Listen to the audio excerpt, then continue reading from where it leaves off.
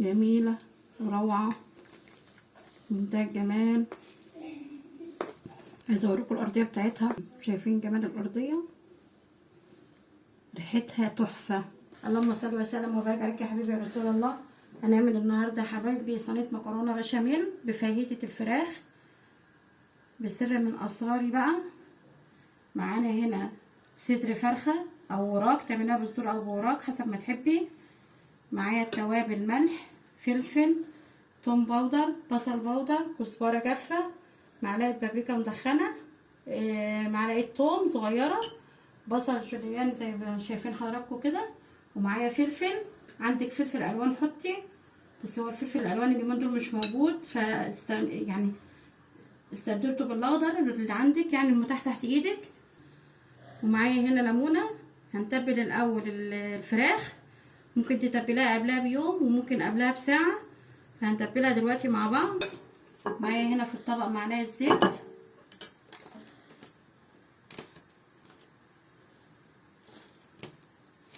احط بقى التوابل دي كلها على الزيت،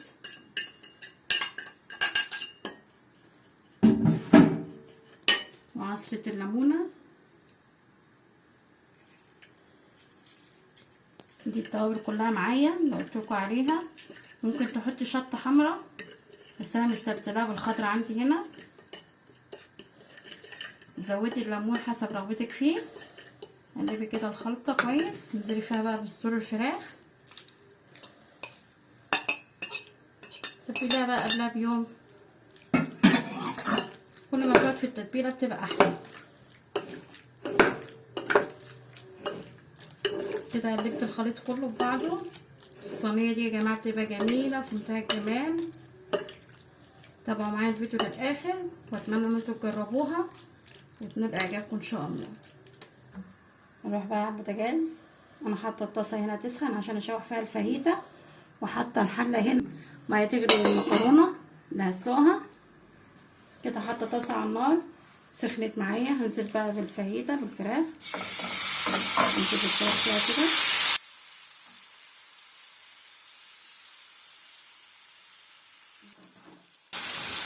كده نزلت بالفراخ في الطاسه وهي سخنه. عايزه اقول لكم ريحه التتبيله في منتهى الجمال. هنجيبها بقى كده، اسيبها بقى معايا على ما تاخد لون بقى من تحت.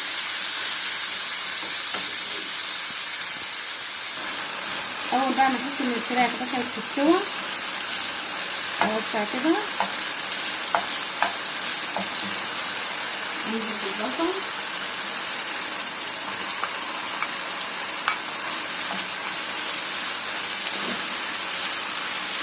نقلب.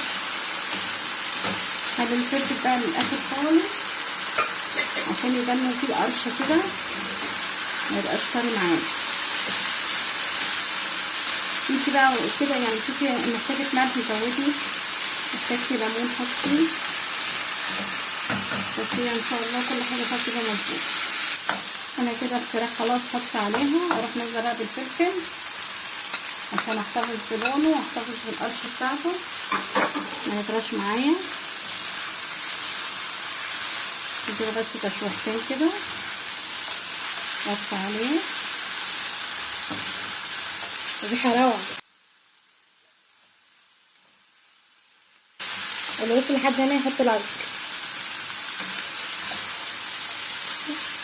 انا كده هشيلها بقى.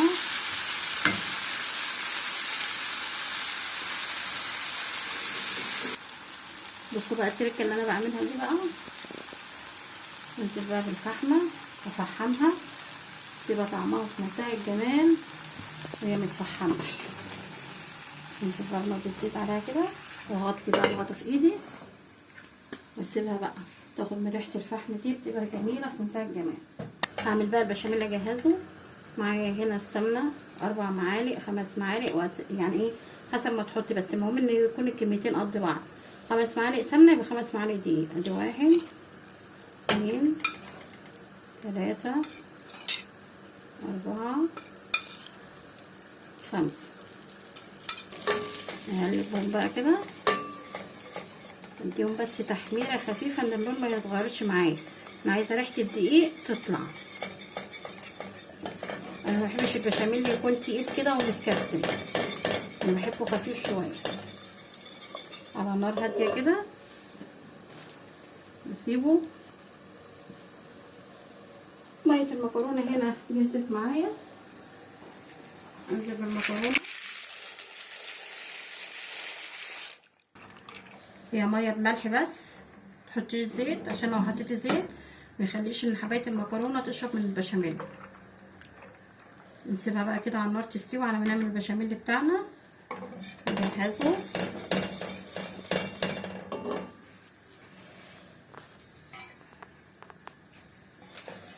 انا هنا الدقيق ظبط معايا لونه واضح، انا مش بحضره ان انا بغمقه، انا بس بطلع ريحه الدقيق منه عشان يبقى طعم البشاميل كده حلو.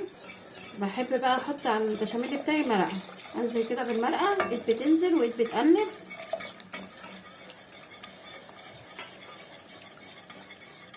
واكون مجهزه اللبن جنبي.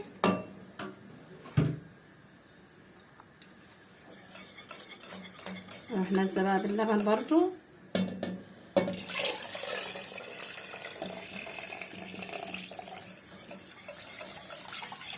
شايفين ما شاء الله مفيش اي تكتلات ولا اي حاجه، الحمد لله.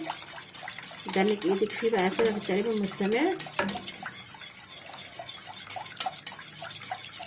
الوش بتاع اللبن، انا اللبن ده جايباه من قبلها بيوم وغلياه وركناه في التلاجة، والوش بتاعه شيلته كده طبق.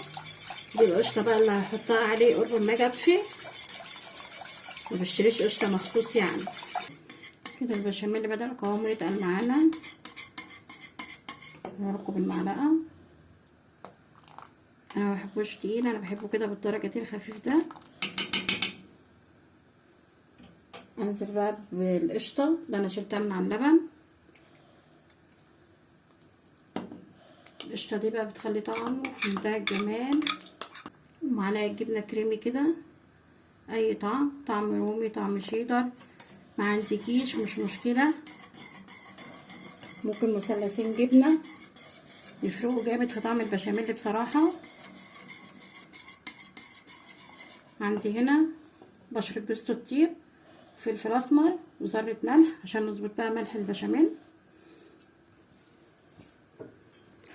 جوز الطيب بقى بتودي البشاميل في حته تانية خالص.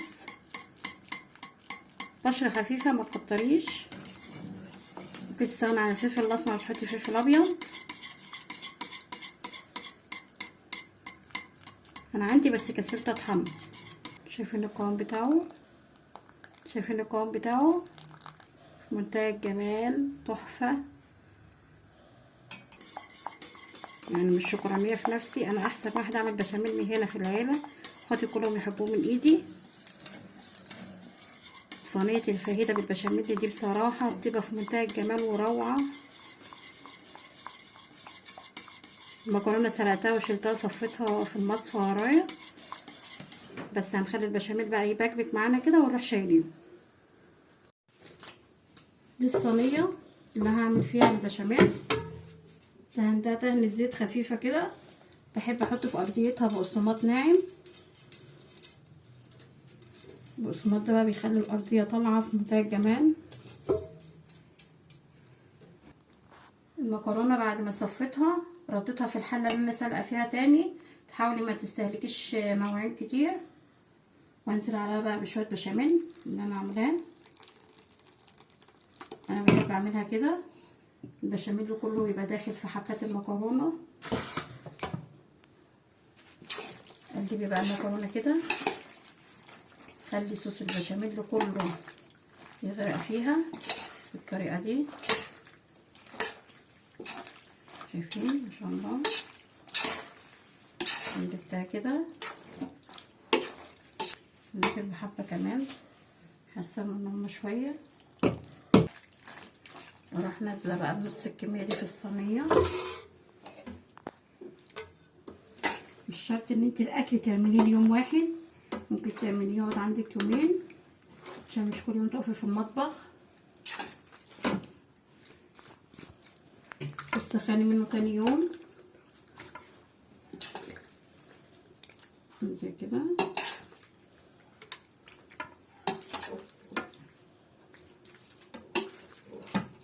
هحاول بقى اوزع كميه كده في الارضيه. ممكن تخلطي المكرونه على الفاهيتا وتحطيهم على بعضهم. يعني كنت وانا بقلب كده المكرونه بالبشاميل اللي كنت احط الفاهيتا كمان واقلبها واصبها مره واحده ويبقى كله على بعضه عادي. معانا بقى الفاهيتا اهي. عايزه اقول لكم ريحه الفحمه بقى تبقى عامله ايه في الحشوه دي. اروح نازله بالحشوه بقى، توزعيها كده. التفحيمه دي بقى بتخلي الصينيه دي في منتهى الجمال.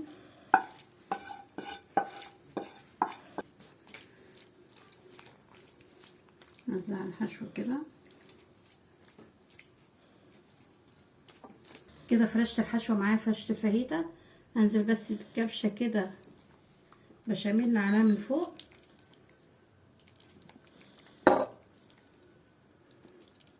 مكرونه ووزعها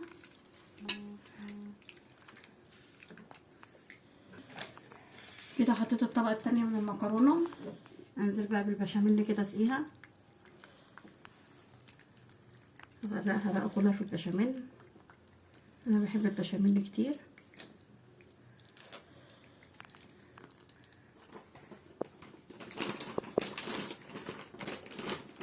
حطي بقى عندك رشه جبنه موزاريلا، حطيها على الوش كده، ممكن تستغني عنها. حطي رشه بقسماط برضو بتبقى جميله. هندخلها الفرن على درجه حراره 180. هي كل حاجه فيها مستويه ان هي تاخد لون معانا ونخرجها بقى.